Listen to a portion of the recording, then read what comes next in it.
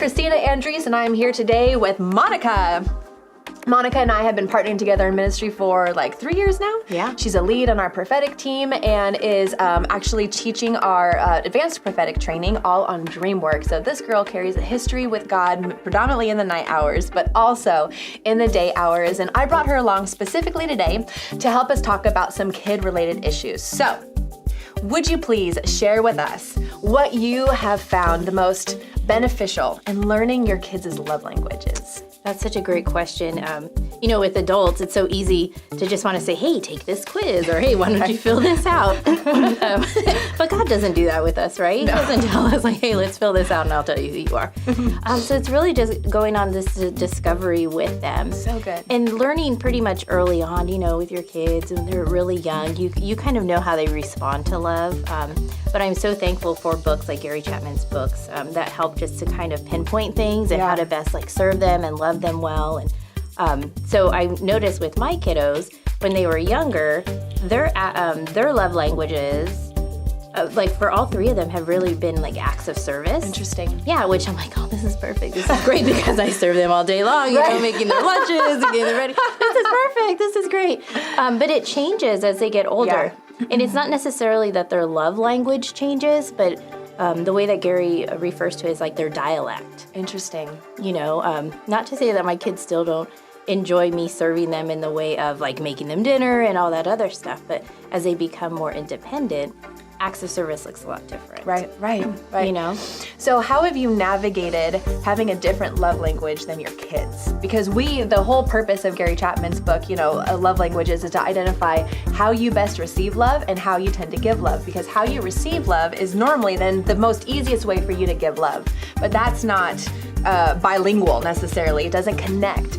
And so when you have a different love language than your kids, how have you overcome programming yourself to do something just because it's going to minister to them? Yeah, it's being super intentional.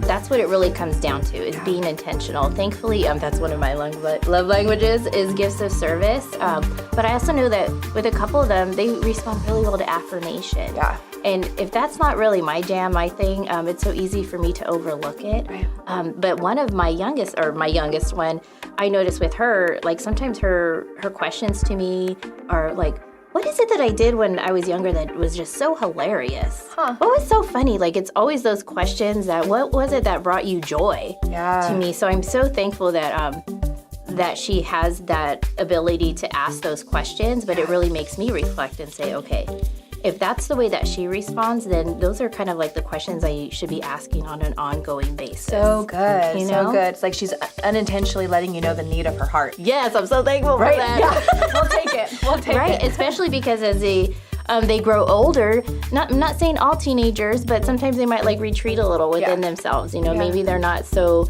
open to asking questions or kind of giving you a glimpse into their heart. So anything that the Lord will give us as far as getting in there, I'm totally open to it. I'm so thankful for it, really. So good. I remember when I was reading that book and learning how to identify my kids, and Chapman actually writes that the more love languages they have, actually the more healthy your kids are. So it's actually really good if you can't figure out exactly, are they acts of service, are they gifts, are they words of affirmation? But I remember figuring out that my middle one, Ethan, that his love language was gifts. And I was heartbroken because mine is not gifts, and we were broke as a joke. There was nothing that I felt powerful enough to do to actually love him well. But Chapman actually writes that it's not so much about what the gift is, it's even in the presentation.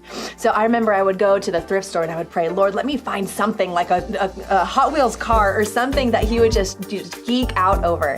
And then I would spend time wrapping it. And so it was that mystery of, oh my gosh, he didn't care that it was secondhand. He just knew that he was being pursued because he loves cars. Mom found a car for him. And then the presentation was beautiful. So I love that there's so much creativity even in this, that if you partner with Holy Spirit, you can actually really, really minister the right way to each kid's heart and their need. That's so good. Yeah, it's good. So if you're interested in learning more about this, we would recommend, there's 3 books, right, that Gary Chapman has written.